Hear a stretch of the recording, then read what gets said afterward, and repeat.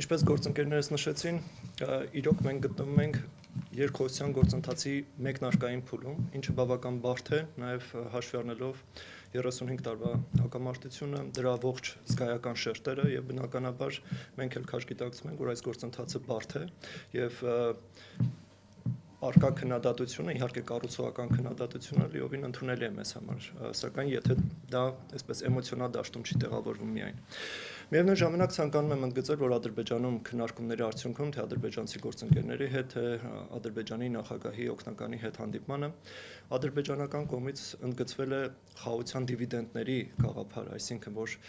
պետք է ձեռնարկել պրակտիկ քայլեր, որպեսզի ժողովուրդը, երկու երկրների հասարակությունները իրենց մաշկի վրա զգան այդ խաղաղության կամ հաստատված խաղաղության, ինչպես հայտարարվում է,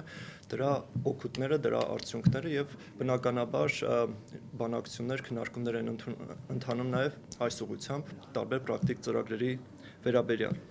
Միևնույն ժամանակ մեր կողմից հայկական կողմը հատկապես պարոն Հաջիևի հետ հանդիպմանը բարձրացրել է տարբեր գրգռիչ գործոնների չեզոքացման խնդիրը, այսինքն դրանցից է օրինակ ադրբեջանական տարբեր մակարդակի պաշտոնյաների կողմից երբեմն սադրիչ, երբեմն խնդրահարույց հռետորաբանության բառակազմի կիրառումը հայ-ադրբեջանական կարգավորման գործընթացի վերաբերյալ խոսելիս, միևնույն ժամանակ ադրբեջանական մեդիաներում մենք պարբերաբար հանդիպում ենք տեղանունների խնդրին։ Վերջին նման օրինակը Ազերթաջի հրապարակումն էր ռուսալեզու, որտեղ Երևանը Իրևան էր գրվել։ Այս հարցը հենց կոնկրետ օրինակով ներկայացվեց եւ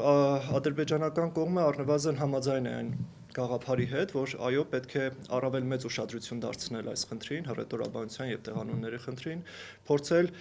հնարավորինս նվազեցնել նման դեպքերի, այնպիսի դեպքերի կրկնությունը, որոնք կարող են բացասաբար ազդել նաեւ կարգավորման գործընթացի վերաբերյալ եւ նույն օրինակ Ազերթաջի վերաբերյալ առնվազն